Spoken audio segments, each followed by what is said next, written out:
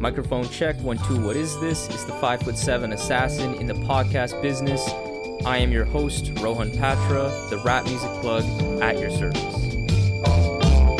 Here we are again at the end of a rainbow. Few embody a true DIY ethos and a genuine appetite to be bold and different, quite like today's guest, Fat Tony.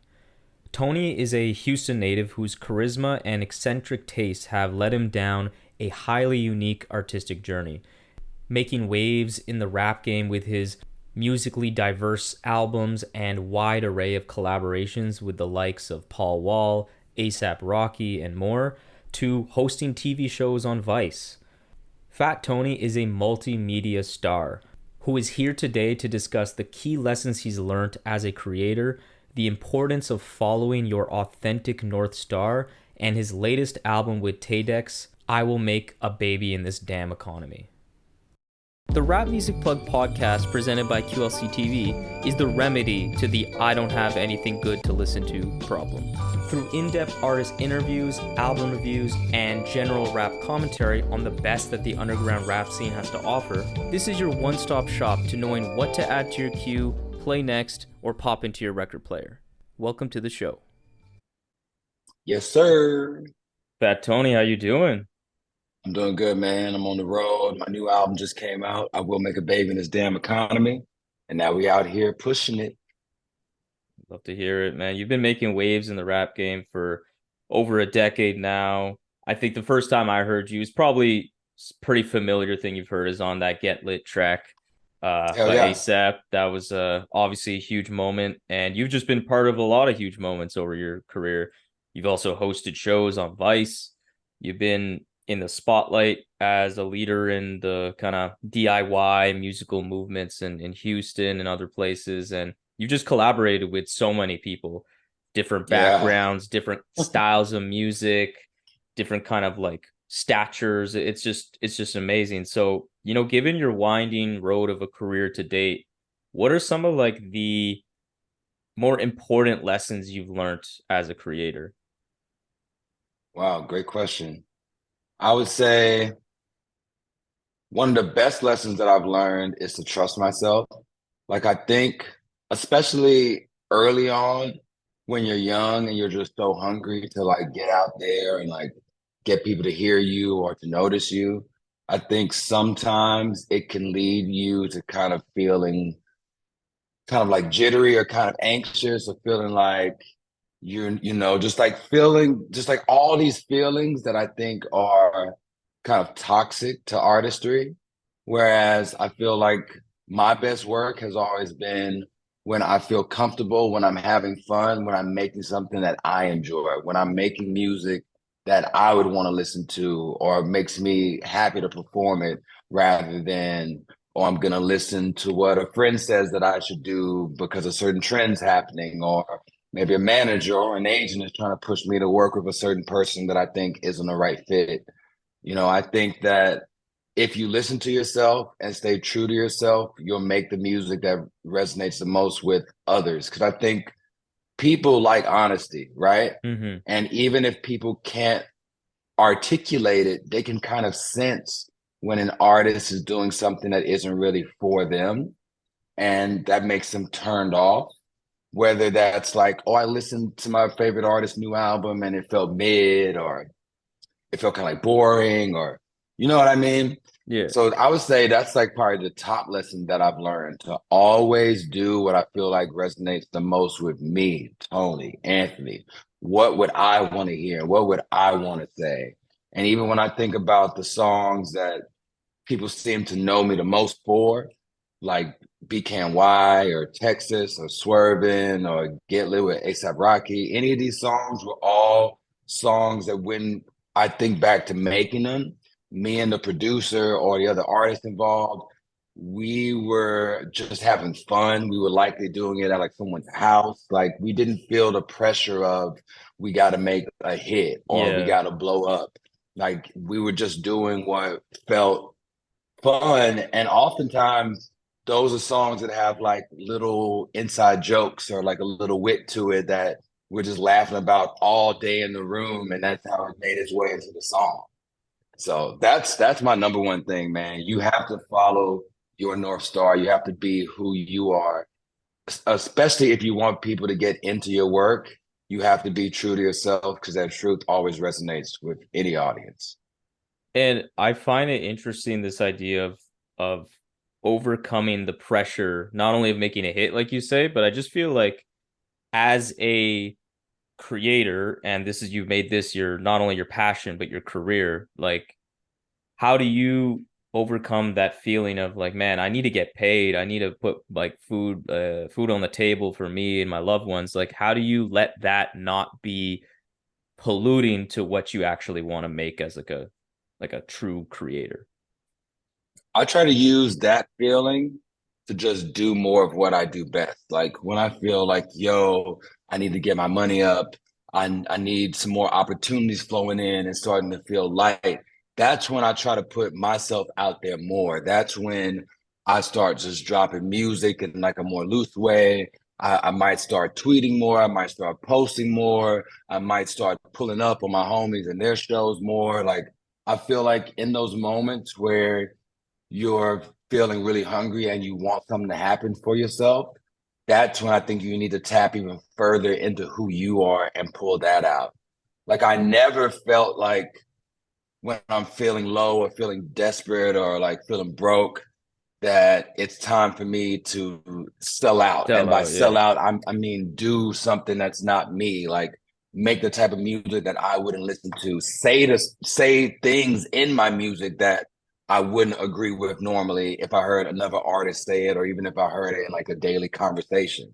You know, I just really feel like desperation is probably the thing that I hate the most in an artist because you can really feel it. You can really sense when they're just like at their wits end and they're not using that energy to tap into their own powers. They're trying to use that energy to get lucky. They're like basically playing the lottery, which I think a lot of music is. I think there's a lot of people who make music who are doing it in hopes of getting rich or getting famous. And they think of it as lottery, but it's not. Even though I think it's true that a lot of success in any of the arts, luck is a big Luck, yeah. factor of it. Luck, timing, you know, where you at, who you know, all those things coming together, and you're a great artist and have a dope product, then you might have a chance to win. But there are some people out there, especially when I was younger and I would hang out with more rappers, I definitely would have conversations with people where I'd just be like, man, we're not on the same page. Like, we're not even playing the same game. We're not even doing music for the same reasons. Like, and that always disappointed me. As a kid, I'd want to like make fun of those people or like shit Hmm. on those people. But as I got older, I felt more like, you know what? Let me just back off of other artists with this energy that I feel like doesn't vibe with who I am or vibe with my values because I don't want their shit to rub off on me. Yeah. I mean, I love that thinking of doubling down instead of chasing, being desperate and being like, okay, I need to chase the bag or do something inauthentic. You just double down on getting more tapped in and engaged, and I guess pushing more effort towards like I even just Yeah. like the way you said like going to other shows. Like it doesn't even need to be making music. It's just putting yourself out there in an authentic way to where like, you know, collaborations, just energy, creative inspiration can come. I love that. And also I'm thinking of when I think of certain artists that I love, when I think of their stories and those kind of inflection points, I'm thinking one particularly because it's recent, at least recent that I read about it. With Billy Woods and the whole backwoods movement, they had this big pitchfork piece that was done on the whole label and the history. Shout out to Dylan Green there who did that. Yep. He when he was speaking with Woods, they were talking about history will absolve me, which at that point for Woods was like he said it in the articles, like this was kind of it. It's like if this doesn't work, we're fucking cooked, like basically. And instead of making like the most accessible album, the Billy Woods light, whatever shit they could have made, they made a trailblazing, completely like pretty damn experimental left field album in History Will Absolve Me that was like double down on making something different and unique, and that was what popped. It wasn't Yeah. like some milk toast version. And I feel like there's a lot of examples like that when you think of it, of artists, even when they're in those kind of more perilous moments that really need something to break just from an own survival standpoint. Usually it's doubling down. It's not usually like changing and watering down your sound and popping and then achieving success. Like that's not usually how this works. Yeah, man. Cause it's like, man, it's like wearing clothes that don't fit. Like it doesn't suit you. It doesn't look good on you. And I think the difficult thing is many listeners don't know how to say that. They don't know how to articulate that the artist is being fake. But they do say it by not listening to your shit and not Mm-hmm. playing it over and over and not talking about it. And I think when you double down on who you are, you're naturally going to be a unique person. You're naturally going to be different. And people always want something that's one of a kind. Yeah.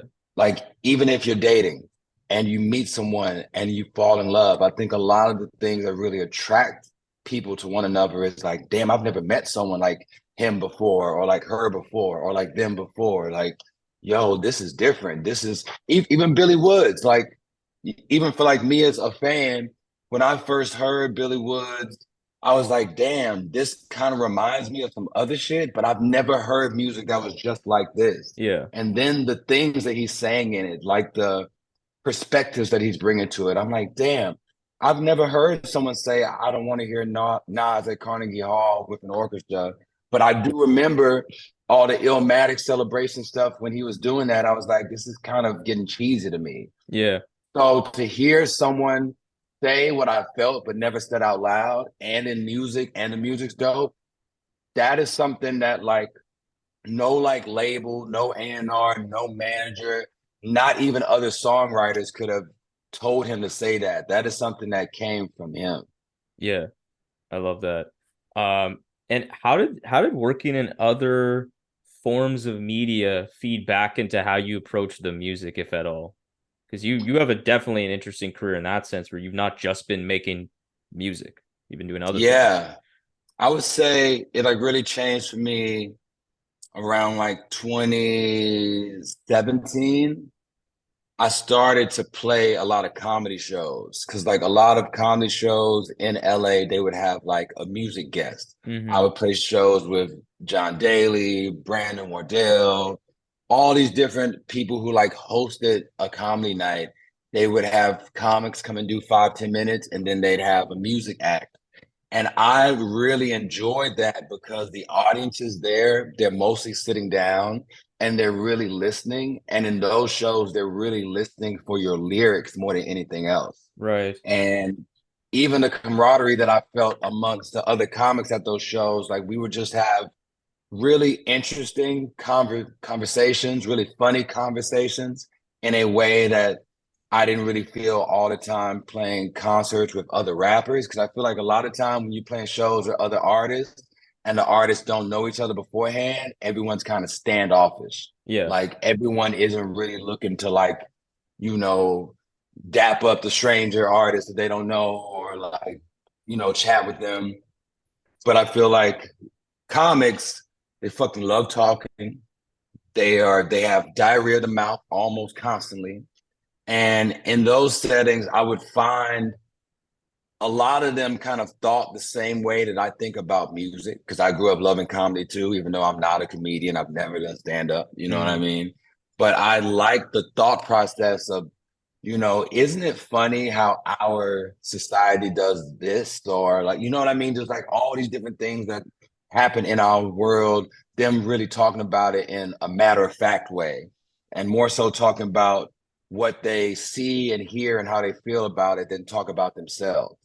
So I started building with those folks. And then in 2018, I started working with this wonderful woman named Stephanie Ward. She worked at Super Deluxe. She's a director. Super Deluxe is gone, but it used to be a YouTube channel that was Mm-hmm. run by Yeah, they were the sick. Turner Company, right?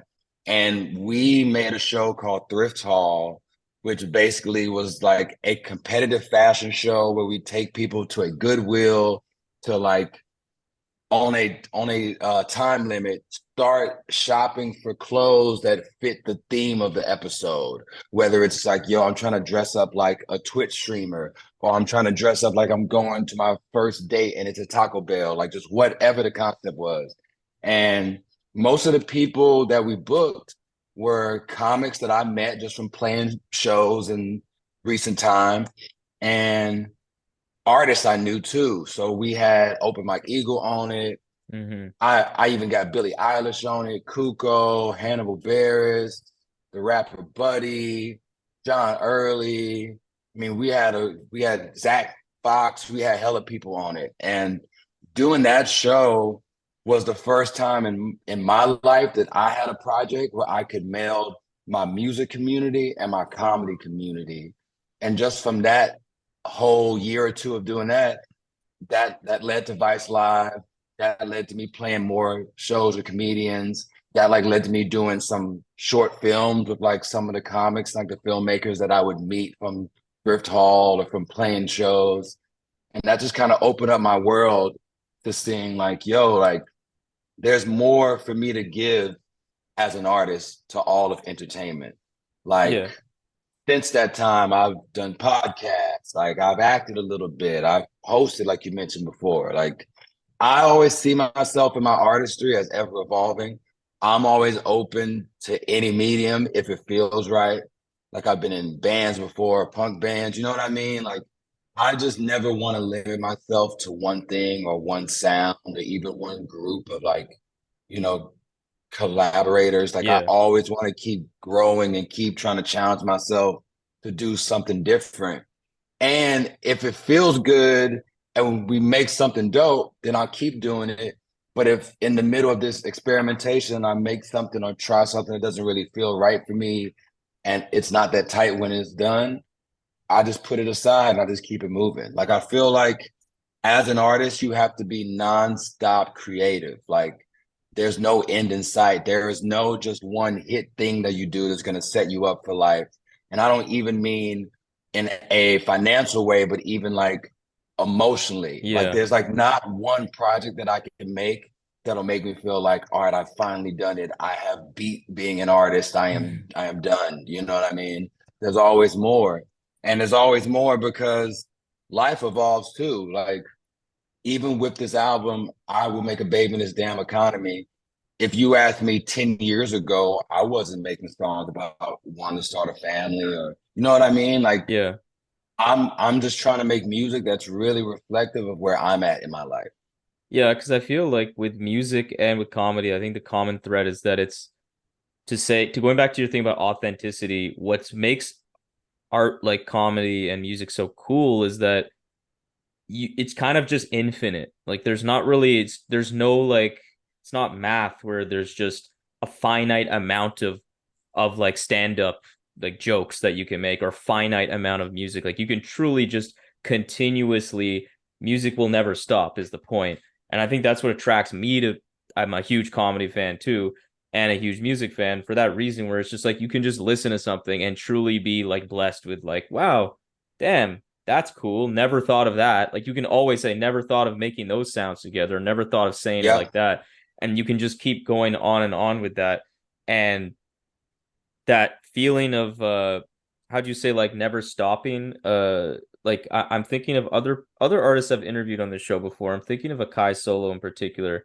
He was saying how like I was asking about his like creative process, and he was saying how the thing he learned is that he just has to always write. He needs to make it like a routine to just always be ready to catch that inspiration that will come from any moment. Like it could come from any experience, and you need to be ready to take that and make something with it. And so like that idea that you can't just make one album and be like, well, I like hit this new level of artistry. I don't need to like put in the effort and like put in the reps. It's kind of just you always got to keep going. And I think that's a good lesson for most things, but especially creative things. Yeah, man. I think it's good to have a practice. I think it's good to like force yourself to regularly write, to regularly produce, whatever your thing is. I think the more reps that you put in, the more will come out of you. Like I'm the type of person that honestly, when I'm hanging out with my friends, especially hanging out with like other artists, and we're just joking and we're laughing and we're talking about ideas, I will often take like notes of what I remembered from those conversations and from those nights. And when I'm writing, I'll look back at like the one line that like the homie said that was funny. And I just try to think to myself, like, is there a way that I could use this in my music? Is like this the spark for a new song? Could this line be like a lyric in a song? Like, could like this line that my friend said in conversation be the spark that gets my brain turning and I come up with something else? So I really feel like in like life as a writer, you're always writing, even if I'm not like on the mic or I'm typing lyrics in my phone or on my laptop. Even just in conversation, I'm always writing by just experiencing shit. And I'm also the kind of person that's like kind of often rhyming in his head. You know what I mean? Mm, Like I'll just be, especially if I'm engaged with some art and it moves me, my mind starts rhyming. Like yeah. last night, I'm at the homie's concert, Pink Seafood, and Yes. he's going Is hard. this the Leather And Boulevard one? Like their leather. this was he would know he's playing this festival. So me, Oh, him, and okay. Blackie, we're all playing this festival right now, LFG Fest in Durham in North Kakalaki, as somebody said to me the other day, like a Gen X person. But yeah, like when I'm around the homie's concert and the music's moving me, even if it's like not rap, it might be like a noise show or like a rock show or jazz or whatever. If I'm feeling the music, my brain will automatically start rapping. If I'm like watching a movie or like a TV show and I really dig it, my like mind just starts coming up with like rhymes of what I'm watching or whatever. I don't know. Just anytime I engage with some art that I love, my brain wants to start rapping. Hmm. Like it's like something that's like activates me like good art, I'm an artist, time to go, it's time to get into it. I So love that. I love yeah, that. man, got And to keep it going, got to have a practice, you got to keep writing, it doesn't stop. Look at every aspect of your motherfucking life as writing if you're a writer. I love that, man. I love that. And speaking of like where you're from and your hometown, you've been repping Houston and for your entire career, it's big part of your music. You mention it a lot in Yes. your writing and your everything in your art. How has Houston influenced your kind of development of your musical taste and your just overall development as an artist? Well, I think one thing that I'm so lucky for is being from Houston in the time that I came from Houston. Like I was born in 88. I'm 35 years old right now. So when I was in elementary school, it was the late 90s when like Screw was popping, a lot of rap a lot artists were popping, like Scarface, Ghetto Boys, obviously, Devin the Dude, Gangsta Nip, Mr. 3-2. Then we had other local labels like Rec Shop. They had Big Mo, who's also from Screwed Up Click. Um, we had Lil Flip. Like there were so many buzzing artists that were popping locally in Houston. And our radio would play local artists right alongside national artists. So when I'm in like the third or fourth grade, I'm hearing a Master P song, then a Jay-Z song, then a Scarface song, then a Lil Kiki song, then like a Drew Hill song. And it wasn't like the radio stations would be like, oh, now it's time for us to play the Houston artist. It was all mixed up.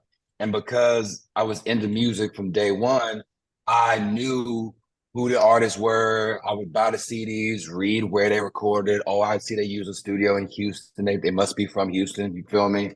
And early on, it gave me the confidence that I could do music too. Like I could be an artist too. I don't have to leave where I'm from to be inspired to make music. And then when I got into high school, I went to high school from 2002 to 2006, which is when Houston rap went super mainstream. Like Still Tipping blew up. You had all the artists from the north side of town. I'm from the south side. Previously, it was like I felt like the South Side Houston artists kind of were the dominant ones locally and nationally. Hmm. But during the mainstream break, it was the North Side artists like Mike Jones and Paul Wall, Slim Thug, and Chamillionaire, Swisher House, Michael Watts, OG Ron C. So I'm in high school, and by this point, I'm like making music. I'm like putting on shows. I'm like really trying to be active. And to like be in Houston then, seeing our music scene be top of the charts, seeing us have the Super Bowl during that time, the NBA All-Star Weekend during that time. In my mind, I was like, yo, this is Hollywood. This is it. This is the most popping cultural city for entertainment, Mm. especially Black culture and Black entertainment in this country. So that really gave me even more gas. Like, yo, I can do it too. Like, I can be like Paul Wall. I can be like a millionaire. I can be like Flip. Like I can be as far as I want to go from where I'm from. Yeah. So I think just having that like perfect storm of being from a place that has so much poppin' music and music history, because you got to think Houston has a legacy of blues music, of R&B music, country music, gospel music, rock music, bands like ZZ Top, noise music, experimental artists like Jandek. Like Houston has always had a really rich music scene in various genres, I would say, for most of the 20th and 21st centuries. So not only was there current artists doing it big to inspire me, but I could look at the history books and see that there's a legacy of this that I wanted to add to. Yeah, and I think that kind of big legacy and how Houston's just been a part of music for since music began in America, really. It definitely lends itself to why you have such a broad base of style and influences in your music. And so it's something that I typically do when I'm interviewing an artist, like I gander like a Wikipedia page if they have one, just to get like that basic bio info. And I found Totally. it pretty funny going to yours into the styles and influence section because it quite literally says your key musical influences include Ramones, Prince, Michael Jackson, Black Flag, Notorious B.I.G., Tupac, UGK, Aaliyah, R. Kelly, My Bloody Valentine, Nirvana, Rick Root, and it just literally doesn't even have any more context. It just names them one by one by one by one, and it's funny, but it is pretty indicative of the truth, which is that your music is just a really cool jambalaya of like many different sounds.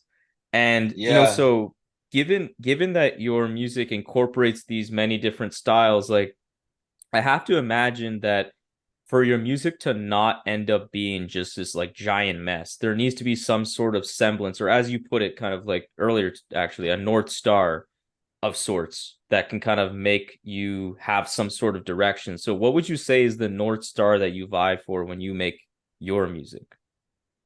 Man, but I'm glad you asked that. And I think that part of my Wikipedia is from an interview that I did in like college or something where they asked me who my favorite artists were. And those artists listed there, those were definitely when I was in high school and starting college. All those artists listed were my favorite shit. Like if you look at my last FM Oh account, yeah. those are like my top 10 artists. It's like motherfucking Tribe Called Quest and just all that shit you name, right?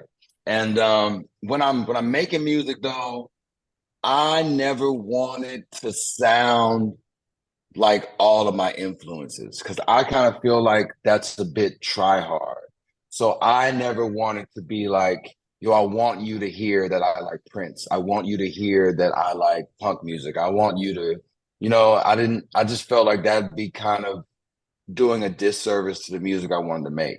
The actual music that I wanted to make stems more so from like artists like Devin the Dude, Tribe Called Quest, Manny Fresh, like working with my longtime producer GoldenEye, aka Tom Cruise.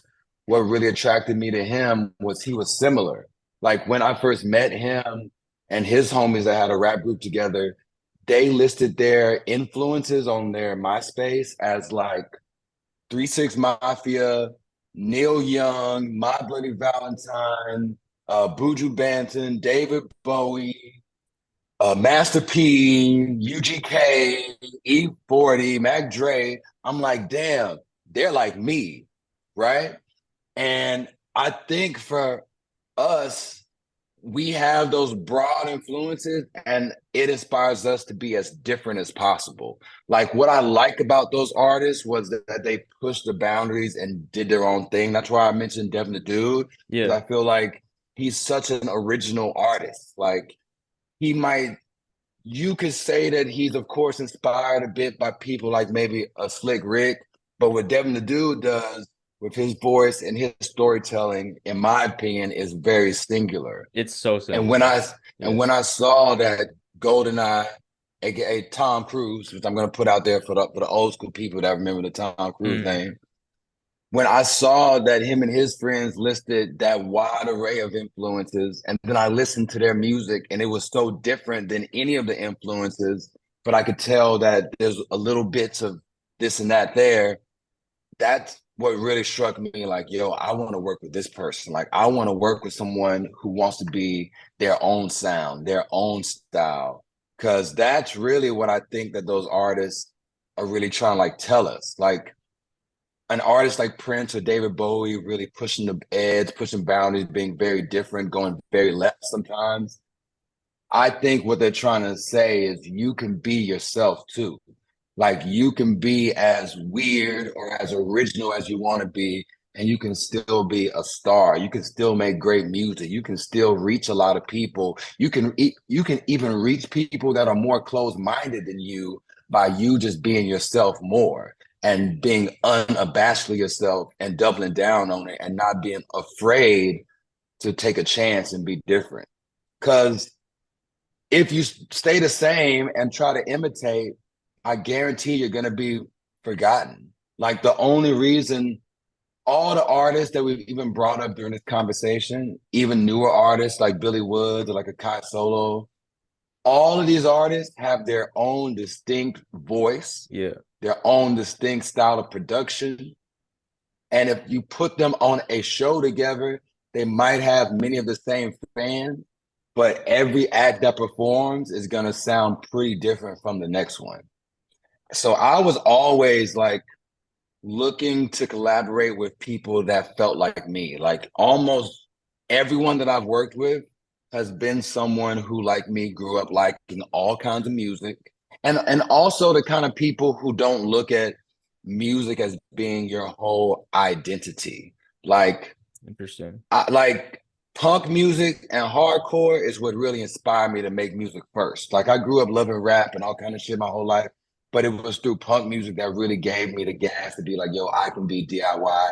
I can book my own show. I can press my own CDs. I can find a way to press a vinyl. I can find a screen printer to make my own shirts. That gave me the gas to do it.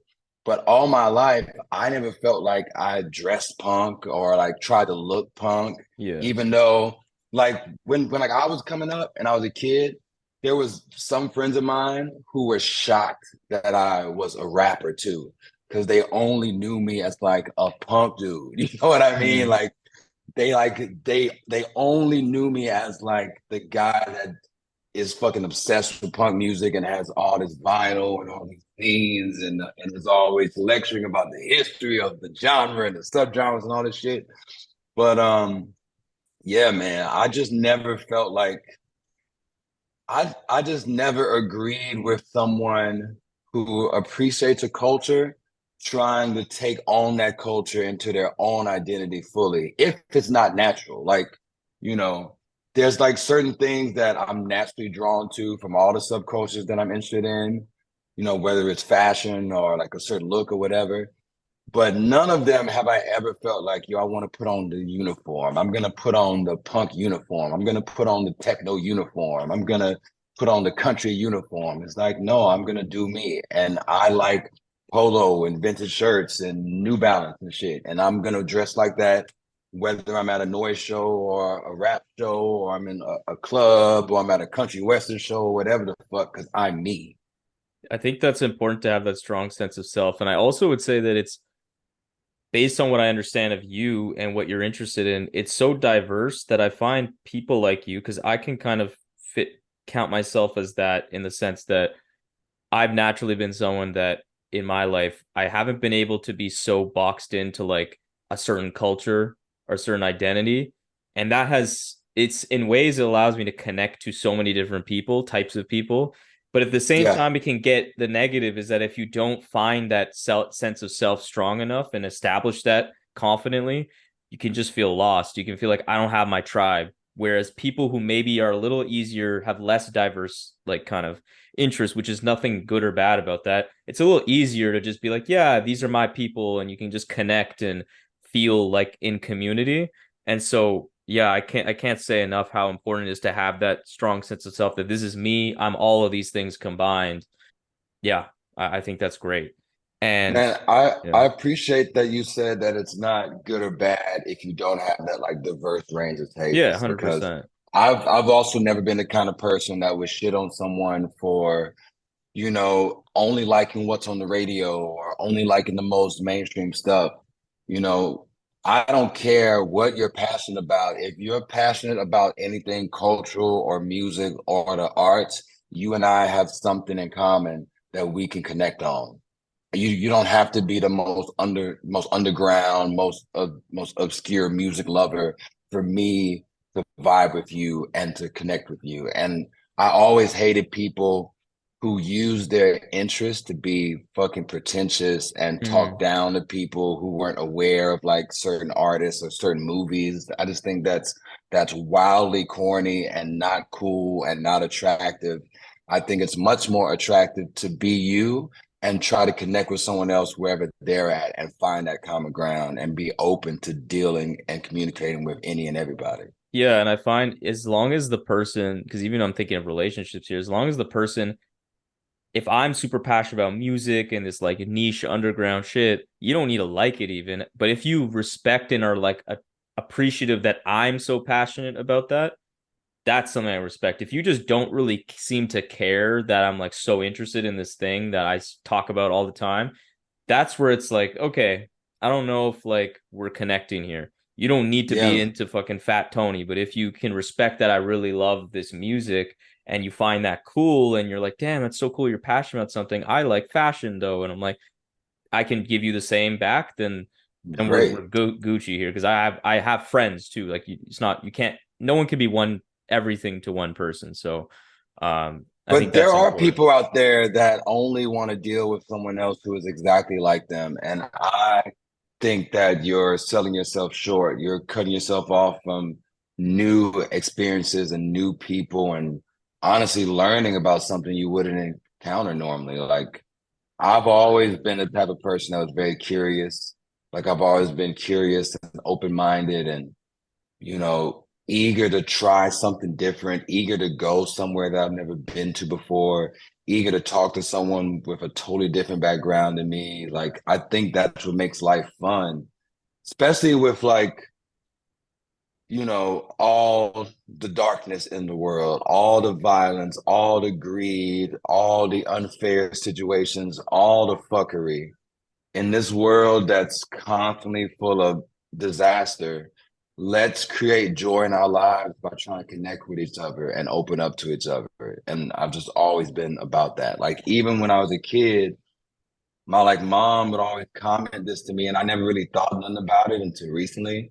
She'd be like, "Yo, you have like every type of person from your school come over to our house. Like you have kids who are like a little more rough around the edges. They might be in some like street shit coming to our house.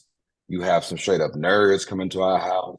You got some like girls coming. You got some gay homies coming. You got some punk rockers coming. Like you have such a diverse range of friends. And when I'm opening up the door for them and I'm greeting them and I'm kind of asking like, yo, how'd you meet my son? They all love and respect you and they all say that they connect with you for a different thing. Some of them like to kick it with you because we like video games. Some of them kick it with you because you like rap or we like techno or we like punk and hardcore or we like certain movies or we like comedy and they come over and we watch stand up on TV. You know what I mean? Yeah, that's cool. I really relate to that. I was always in high school and just as a young, my whole time really, just always been the connector. I was always the one who was friends who had the in with all the groups, because Yeah, that's again, like I said, that's always been like me. And you're talking about this uniqueness a lot throughout this conversation. You know, you clearly have a pretty big appetite for taking risks, and I'm curious to understand like what inspires this appetite to be bold and be different in what you create. man, it kind of goes back to being young. When I was in high school, I had this moment that I thought was going to be super embarrassing, right? There was this blog platform called Zanga, and it was like a live journal, like a blog spot. And these kids made an anonymous one, and they were like making it to make fun of people at school. And they made a post about me, making fun of me. The whole post was all about me and how I'm such a loser, and Damn. how like some of my homegirls are like sluts, and like how all these other girls have like dumped me or don't fuck with me. And I'm like 15 or something when this happens. And it like starts going viral at my school, to the point that my school for like a week or two banned us from using the library computers, because everybody was like looking at this blog where they're making fun of people, printing it out. And at the time, I'm like young, and like I'm like a big nerd, and I'm like, damn, this is gonna like ruin my life. You know, Yeah. when you're young, shit like that is like it'll like, yo, I gotta move to a different school or a different town, like my whole life's over. But then off that, it made more people start befriending me. Like it made girls start talking to me. It made more people figure out that I made music and want to talk to me about it. And that was the first time where it kind of showed me that, oh, even something that feels like the most embarrassing thing in my life ever is not that bad. And I actually made friends off my name going around there, because people were talking shit, but then they were like, "Oh, but we don't even really know him." Like, what's up with you? Like, and as you get to know me, the vibe changes, and it's all cool. And I think from that moment on, I stopped being scared to put myself out there as a person. Like after that time, I started putting on shows where I would like book other artists, even artists from other states and cities, to come to Houston to play. I would start performing myself. I'd start recording my friends. Like that was the moment that broke me, because I think before that I was pretty shy, and I Mm, was pretty much just like, like kind of falling back. Like I didn't want the spotlight so much. I was like, I don't want to get hurt. But having that embarrassment, taking that L, I was like, yo, nothing will hurt me again, because it's just about going for it. And then once I started going for it, I luckily got a lot of positive reinforcement. Like I'm very grateful that from the moment I started making music, even early on when I started making my first demo, which I put out in like 2008, from that moment on, people really would encourage me to go after music, to do my thing. nice. People would help me. People would like offer to give me beats, or like give me a ride to the studio. Just, the people around me really, really supported me. And that too gave me the juice to keep going and try different things too. And like, I was the type of guy that I'd take certain friends of mine to like something different. Like, yo, we're gonna go to like this backpack rap show. I know you don't even know this type of music, but I want you to try it. Or I'm gonna take you to this hardcore show. I want you to just see what it's like. You know what I mean? And I think just like having people who are open to taking risk with me also gave me the gas to keep going, man. That's amazing. And so, like, I want to get into this new album now. What I love about it so much is that it feels like it's very constantly in movement, both from like a sound perspective and then also what you're talking about. It's so adventurous. I think when I was reading something in support of this record, you said that at this age of yours, giving game is a main objective. So, what were Yeah. some of the key pieces of wisdom that you were looking to share on this album? I really wanted to talk about how you got to be responsible for your actions. because I feel like when you're young, especially a lot of young men, you kind of have a like, I don't give a fuck attitude. I'm gonna do me. I'm gonna do whatever I want. I don't care if I'm living loose or reckless. And that can feel really fun at times. And that can really give you a lot of confidence and be really adventurous. But I think as you grow older, some of that same energy can also hurt you. Some of that same energy can make it so that when you're in your 40s, 50s, 60s, some of your behavior that's akin to your young, reckless days, it kind of makes you look foolish or juvenile. And I think, especially in music, you have a lot of people that don't want to grow up, you know? And I want to make an effort to share lessons that I've learned in my life from my own experiences, from shit I've seen friends go through, and really put it out there in song. So for anyone young that's listening to me, they can get some knowledge from it. Cause that's how I felt coming up. Like when like I was a kid, I would listen to some UGK songs and they're so emotional and honest and vulnerable. And they're talking about shit like, yo, we're selling dope, but this shit is actually hurting people. Or yo, I'm like out in the streets, I'm missing my family. I got my wife tripping, I'm not seeing my kids. You know, maybe I got locked up, I'm going to jail. That's gonna hurt my, you know, relationships with my family.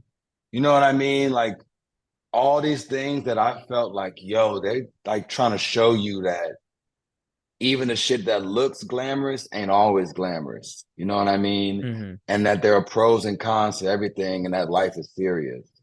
And I felt that way from other artists too, like Scarface, DJ Quick, E40, like all of these artists have made music that really spoke to me and really gave me advice that I took to heart.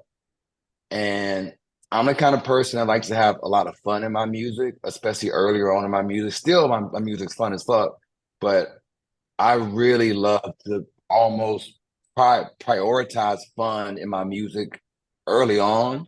And now I'm still having fun because that's who I am, but I want to prioritize giving game, passing down wisdom. You know what I mean? Like on my new album, on that song Baby Boy with Paul Wall, I like love. I like wrote a totally different song to that beat at first. That was more just like, yo, I'm having fun, I'm being witty, I'm just rhyming. And then I like removed all those lyrics and I wrote it over. And my manager was like, man, I love the song as it is. Why do you want to change it? And I was just like, man, I feel like with this beat, I have an opportunity to really say something that might help people. Like I'm like talking about basically growing up in that song. Like, baby boy is not a game. What are you gonna do with it? What are you gonna do with your life? Like, are you gonna fuck off your life? Are you gonna party your life away? Are you gonna not plan your life away? Like, and I'm basically talking about just being more of an intentional person with your actions. Like, you know, are you thinking ahead? Are you thinking about how the moves you make now will affect you a year from now, 5 years from now, 10 years from now? That's just where I'm at mentally, and I just want to put that in my music, especially at this point in my life. I think that's so important because I always struggle with that. I'm definitely on the neurotic overthinking side of the thing of the kind of spectrum. But I always kind of am I need to push myself to be almost like less thinking about everything, if that makes sense, where I need to be more in the moment and just trust my gut, all those kind of great things. But what you're saying is so true because I think it can get sometimes, especially like some of the self-help talk that's I feel like getting more popular and mainstreamed by people who maybe shouldn't be talking about this stuff. I know Uh what you mean. yeah, like it's people are like just do you and just be you and just be and be more carefree and it sounds good and there's real good to that, but I think that sometimes I've noticed in some people like and in myself at times where it can just be a replacement for and be ignorant to like yeah, but your actions matter to you, to your people, and it's going to hurt people if you don't think of this in any way shape or form, and it's a tough balance to really to really strike. Yeah, man. But I think we can be free and be responsible too. Like we can have fun and be mindful. Like, you know, especially the older we get and we have less chances to fuck up and get away with it. You know what I mean? And I think it's really true for a lot of artists because we get into our artistry often at a young age. We like get into it when we're teens or in our early Yeah. 20s.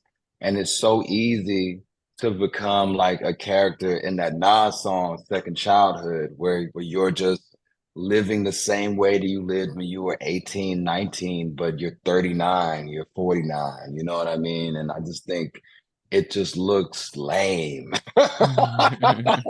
This shit just be looking lame. I was talking about this with Blackie last night too, because we were talking about how some of our homies that we came up with in Houston, it's kind of hard for us to hang out with them now because our lives are in different places. Like we're talking about our like jobs, like we're like talking about kids, we're talking about how about our fucking mortgage, we're like talking about all this real life stuff that yes, it's hard, but it's necessary and it's more interesting for us because these are things that we're learning to go through.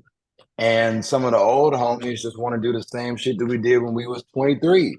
Hmm. Like to stay out all night and shit. And it's just like, damn, man, like we just not own that no more. Like, sure, it's fun to feel loose and be adventurous and feel like you're a kid again every now and then. But if you're doing that every week, every weekend, every couple weeks, all year long, it's like, dog, like you ain't doing nothing new. Even in music, like that's why I feel like I always like making albums that have a bit of a different sound to it, a bit of a different approach to it, because it always disappointed me when my favorite artists just make the same shit Yeah. over and over and over.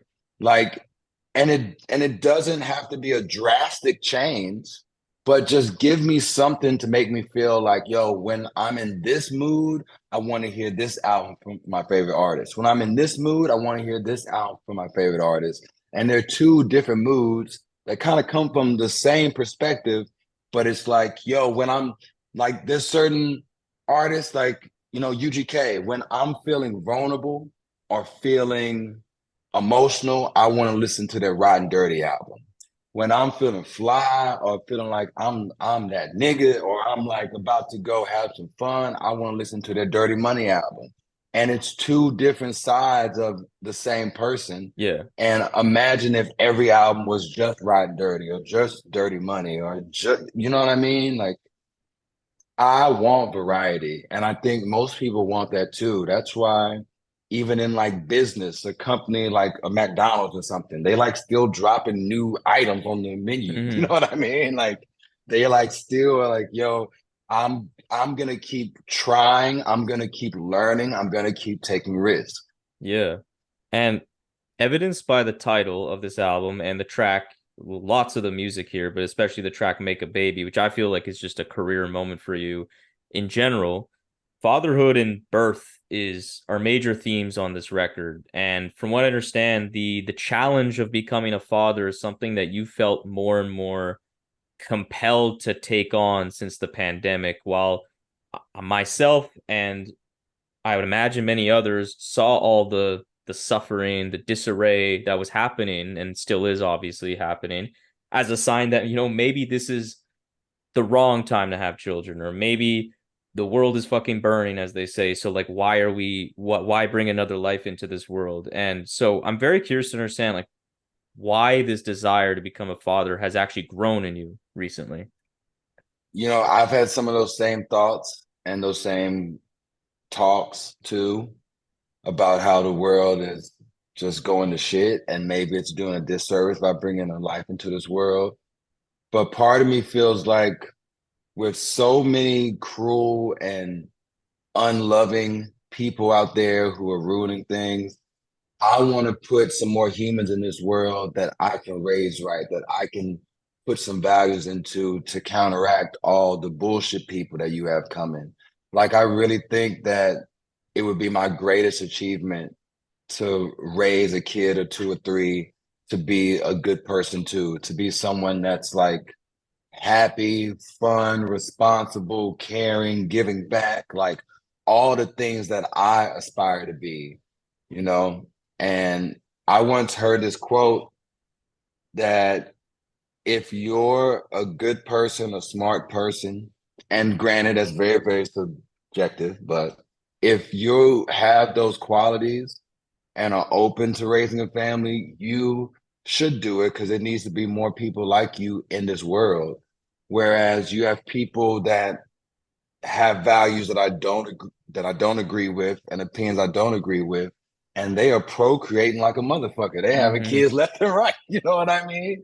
So let me do my part by trying to put something dope back into the world through a human being. I love that. And I feel like this album is really going against that this rising feel, I feel, of just like nihilism, of dejection generally, through it's like defiance through hope. It's not really necessarily it's not saying this is like actually we're gonna it's like it's not very militant in the sense of, which is fine, but it's not really militant in other ways that music has been made in response to these kinds of movements. Yours is doing it with a lot of positivity, which is an Yeah. interesting way of kind of tackling this whole thing. I just think that's important. Like I've always resonated with optimism, with love, with like let's use good to counteract all this bullshit. You know what I mean? Like not just to fight against the ops, but to motivate us to stick around because I think when you're a smart person, an empathetic person, a caring person, someone that's really tuned in to what's going on around you, it can beat you down and make you want to shut in and like Mm-hmm. not want to voice how you feel or like try to help your own community or try to contribute in any type of way. So I like to put in a lot of hope and optimism and love into what I do to remind us that we got to keep on going, that it's not over yet, that there Mm-hmm. is still a fight to be had, and that at the end of the tunnel, and even along the way, we can still have joy too. Yeah. And so this album is created by not only you, but Taydex on the boards, Mm-hmm. who really just created such an electric type of sound. It's so vibrant. It really fits the beautiful album cover behind me. And I just love again the diversity. There's like the booming bass on the opener, the crazy beat switches on that Blackie track, just fucking Mm-hmm. definitely a highlight. The really fun keys on Boss Up. There's just so much color. So describe the sound you and Taydex tried to aim for on this album. So just to back it up some, Taydex, I've been working with him for years now. He produced Swervin' back in 2017, one of my best songs. We like made the album Wake Up in 2020. And on this album, what we wanted to do different is to have more diversity in like the sounds we use. So on this album, we not only had him making beats, but we had homies like Wes Singerman making beats. We had keys coming in, we had guitar coming in, bass coming in, horns, the pedal steel. You know what I mean? Like we like really trying to make an album where it felt like there's a band behind it, where it's not just samples and beats, but also live original music too, and mix it all together so that this felt like an album that had its own sound. Like we kind of wanted to make an album that had a house band. You feel me? So all the players throughout the album, if you look at the credits, there's like 4 or 5 people on the music side of each song. You know, even on a song like Make a Baby, there's a vocalist that's like doing the background singing on it. You know what I mean? Like we really wanted to make an album that felt more full because the first album that we made together, Wake Up, was really just us. Like Mm-hmm. it was just all him on the beats, just a few features, a shorter album, just like that. That was more of an album that was just like me and him in the room. And on this album, Taydex has his own studio now, which also added to it. So we're no longer like on like someone else's schedule or like Yeah. trying to find time to like get in there. So we had the freedom to be in the studio like for hours and hours and hours and have anyone pull up when they're ready to. And I think on this album, Taydex did a lot more post production than on some of our previous work. So even after we were done making the album, which like my parts took like 2 or 3 months, I think, to make it, like just writing and like recording my parts. Taydex sat with the album for like a few more months, just like tinkering with every song, calling up people to come play other parts on it. So I think with this album, we more than any other record that I made before, we spent a lot of time on the details sonically. I love that. I can definitely hear the freedom. Like that's it sounds like you guys really took yeah, really took your time with it and it allowed you to express the diversity and that joy. Again, that joy and the fun and the richness in the music is so felt. Like even like Loosen Up, that's like a legitimate radio hit type track. Like god damn, that shit is so fucking catchy. I just really was impressed with the sound. And I was also impressed because it flowed so nicely and there felt like there was such a thought put into an intentionality put into the sequencing too. And Yeah, I'm absolutely. like it ends with the last two tracks that are so poignant, Make a Baby as I mentioned before, and then it finishes with Jasper, Texas, and which I understand is inspired by the lynching of James Byrd Jr. from Yeah, 1998. What was the yep. reasoning behind ending your album in such a specific way? Well, I felt like it was such a heavy song. The subject matter is so heavy that I wanted to end with it because I want the listener to just think about it. Like I felt like if I put it anywhere else in the album and it went into another song, it would be kind of robbing you from really sitting in the subject matter and what actually happened and all Mm-hmm. the feelings attached to it. And I wanted it to be the type of song that hopefully afterwards people might want to go read up on it to like really learn what happened here. And I'm the type of person that likes to talk about stuff like that. Like even on my album, Smart Ass Black Boy, the last song on that album is called "The More Things Change, the More They Stay the Same." And like the first verse is about like a slave owner killing a slave child, which sounds really dark and fucked up, but it's the type of shit that definitely happened in our history. And I feel like all these darker sides of our world and our history, we have to face them because if we're conscious of it, then hopefully we can prevent stuff like this from ever happening again, even if it happens in like a different form. Like in my mind, the murder of James Byrd Jr. falls right in line with some of the atrocities and violence that happen to like slaves in the US. You know what I mean?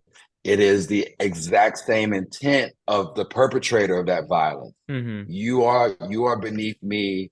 Your life means less to me than mine. I can do what I want with you when I feel like it. Like James Byrd Jr.'s murder wasn't because they had a personal beef with him.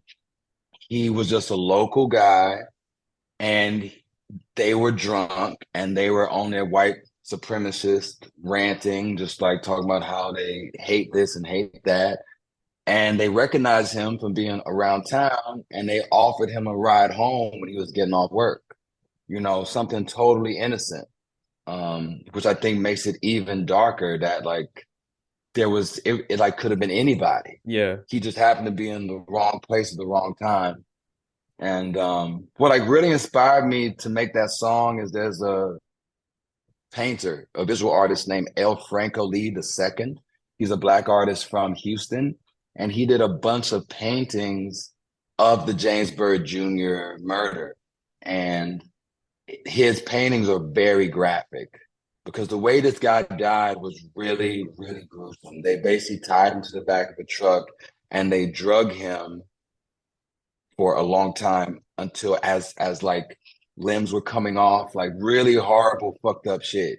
And seeing the El Franco Lee II paintings was the first time that I realized how violent and how gruesome the murder was because I didn't know those details at Details, yeah. all. And seeing that, it just really stuck with me. And when we were in the studio, everyone was asking me what I want to make a song about. And I had my friend Lucas, Lucas slash Heaven is his artist name. He plays the pedal steel, and he was playing something, and it felt very spooky, and it felt like wind. And I was telling everyone that what I'm picturing is in my mind is me being in like a forest or by a pond or by a lake or just like somewhere in like dense nature and no one's around. And I hear the wind howl and I feel like a spirit is talking to me. And when I thought about that, I reminded myself of the El Franco Lee II paintings. I started pulling up the paintings and I was like, what if I write as if I'm in Jasper, Texas, near the site where he finally died, and his spirit's talking to me, or not even talking to me, but I feel his like spirit around me. Mm-hmm. And that's when I started writing the song. Man, that's beautiful.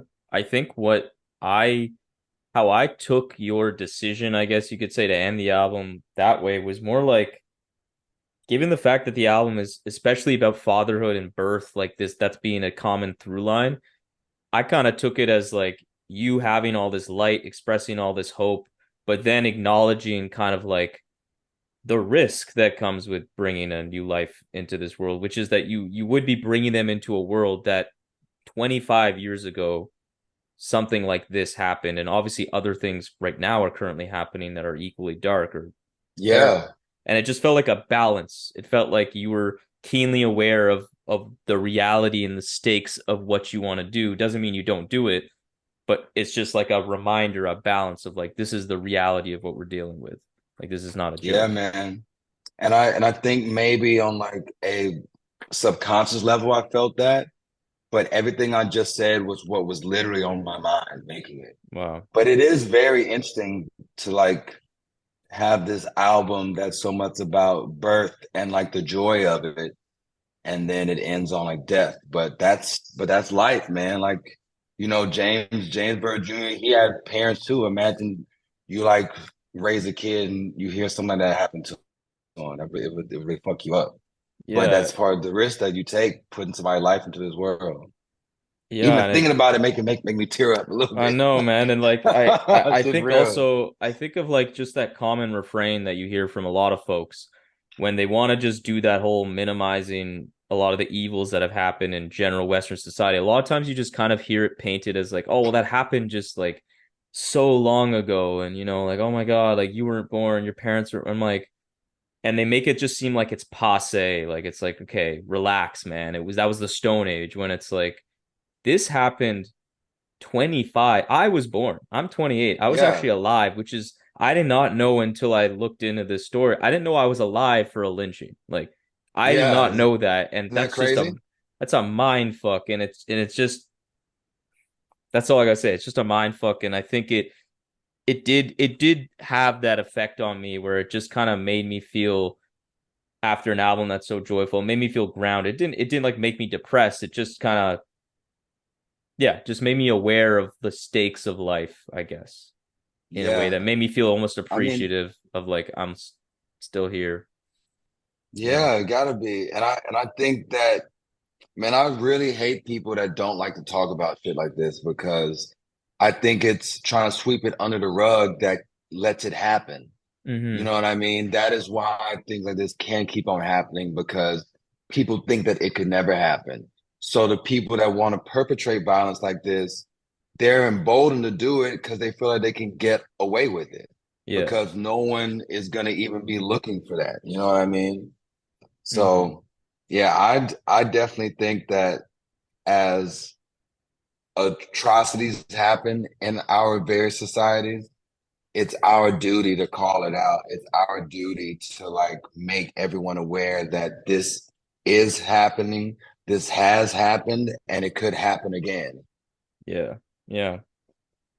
Okay, well, moving past this album, or even keeping with this album, and just talking about what you have coming out for this record and just any upcoming projects, tour, merch, anything. What do you got upcoming for fans? Man, I have a lot going on right now. I'm playing a lot of shows throughout the rest of the year. I'm playing the artist Spelling. She has a festival in Oakland that I'm playing soon. I'm going on tour with the indie rock band Islands, who are old friends of mine. I've like toured them several times before. I'm playing a bunch of one-off festivals. Like I'm basically going to be hitting the road hard from now until next summer. They're just constant booking of stuff, and it's not just going to be like a linear tour. It's just going to be spread out. You know what I mean? Like I'm Mm-hmm. doing a record release party at Dub Lab in Los Angeles on September 21st. And also, I got to talk about Found Me. Let me pull that out for you. Yeah. So I have a magazine called Found Me Magazine. Me and my boy Matthew do it. And Found Me is a cultural magazine where we interview people. We take some submissions of poetry, of short stories, scripts, photos, original art. This latest issue features my man Blackie. I Nice. do an interview with him where I cover his whole freaking career. I have photos in it from like shows that we played, like a bunch of these are my personal photos from like house shows that we played over the years. And it's really beautiful. This is a project that I'm super proud of because me and my friend Matthew, we do this project purely out of love. Like this is something that we do not to profit from at all. Like both of us have our own artist projects and we have jobs and stuff, and we just wanted to make something that is very pure and for the art only. Mm-hmm. So we always apply for grants to get these made, and any money that we make from selling the magazine or selling the shirts or other merchandise, it all goes back into making more of these. And it just feels really good to have an art project that isn't tied to like a certain schedule. It's not Yeah. tied to blowing up. It's not tied to going viral. It's just purely out of love. You know what I mean? That looks So amazing. so if you're into this, check out the website too, foundmemag.com, because even the website is an extension of our artist project. This is our second issue right here, Found Me Too. So we're working on the third issue of this magazine now, and I always have it with me at all of my shows. If you see me out at any show, in any festival, if I have merchandise, I got Found Me on me. That's amazing. That shit looks amazing. I'm definitely gonna link it in the description for everybody listening. And of Otherwise, course, I'm like going crazy on music too. I'm working on new music with Blockhead, music with the producer yeah, you got Paul that White. single. You got that. Oh, whoa, okay, wait. I don't want to cut you off. You're saying some important shit. Paul White too. Okay, Yeah, yeah. I'm okay, already working on like another album. So we like okay. like honestly, as soon as I finished this last record, I immediately started working on another album, and that's just how I like to live. I just like making music. Yeah, those are crazy producers. I'm excited. Yeah, and you released that single a while ago with Blockhead. That was Yeah, awesome. I'm Yeah, thinking about moving. Yeah, that's just kind of like me, like to like show that there's more coming. You know what I yeah. mean? No, I appreciate that. Man, I just gotta say, I love this album. I think it's your best work in my humble opinion, and I just think this Thank you. was a amazing conversation. I feel like I can relate to you on a personal level, which is just always nice to see. A lot of similarities there. That Same, bro. I'm yeah. rocking with you. Yeah, thank you, and I appreciate the conversation. This was a lot of fun. Thank you, man. Well, hope you have a beautiful day. Appreciate you checking me out. Appreciate you putting my music out there, bro, for real. Yeah, thank you for coming on, and yeah, hope you have a good rest of the day too. All right, man. Peace. Peace. So there we have it, another episode of the Rap Music Plug podcast presented by QLC TV. I hope this episode gave you some new perspectives and insights into what the greatest art form known to man in hip-hop music has to offer. If you want to support the show in the most meaningful way possible, it would be my absolute honor to have you as a patron in the new Rap Music Plug Podcast Patreon.